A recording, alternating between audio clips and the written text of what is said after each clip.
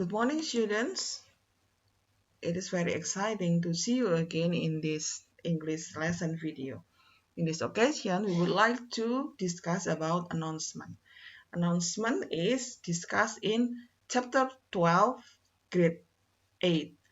Jadi dibahas di bab 12 untuk kelas 8. Saya menganjurkan buku Mandiri keluaran Airlangga yang dipublish oleh Airlangga untuk memperkaya kalian supaya kalian bisa lebih tahu tentang soal-soal apa yang akan dibahas di sana. Oke, get to the point.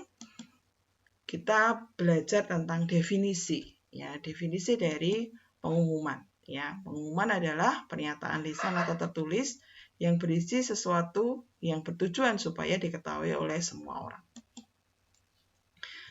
Jadi, kalau kita melihat tentang pengumuman lisan, kita bisa menemukannya di sekolah atau di tempat umum, sedangkan kalau pengumuman tulis, kita bisa melihatnya di papan pengumuman.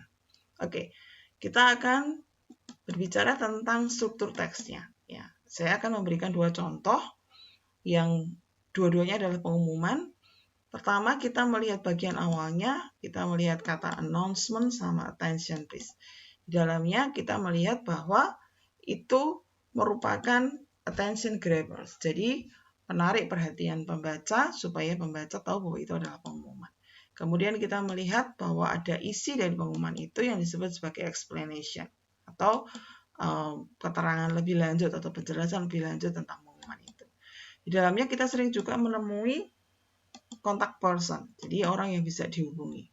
Dan kita juga menemui misalnya kayak seperti the chief of scout organization, seperti itu adalah pembuatnya atau yang mengirimkan pengumuman itu. Kemudian kita akan membahas kalau misalkan pengumuman itu berupa undangan, maka yang kita dapati adalah biasanya ada title-nya, ada judulnya, kemudian ada explanation, penjelasan lebih lanjut yang berisi tentang hari dan tanggal acara itu, kemudian tujuan acara dan juga tempatnya. Dan di dalam pengumuman ini juga terdapat contact person, orang yang bisa dihubungi. Lalu kita akan berbicara tentang jenis-jenis dari pengumuman. Memang ada banyak jenis pengumuman, tetapi kalau di SMP kita hanya belajar beberapa saja. Misalkan pengumuman pelayanan publik, pengumuman sekolah, pengumuman pekerjaan, dan juga pengumuman tentang pernikahan. Kemudian kita akan berbicara tentang ciri-cirinya. Di dalam pengumuman kita menggunakan simple present, future tense, dan kalimat perintah.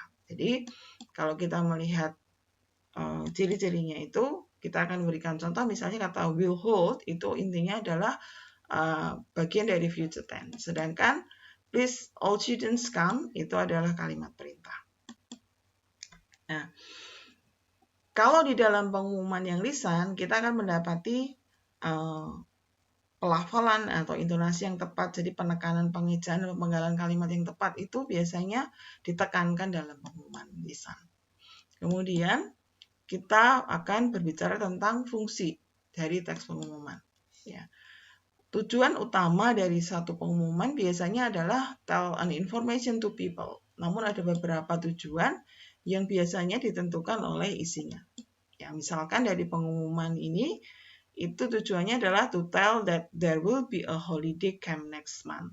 Sedangkan untuk yang pengumuman yang kanan, itu bertujuan to tell the students that there will be some competition to celebrate Indonesian Independence Day. Kita akan melihat dua lagi pengumuman. Yang pertama itu bertujuan to tell that there will be a student gathering for grade 7, sedangkan yang berisi tentang undangan ini itu bertujuan to ask the readers to join in the school fair. Ya. Mungkin begitu saja yang bisa saya bagikan. Thank you very much. See you in the next video.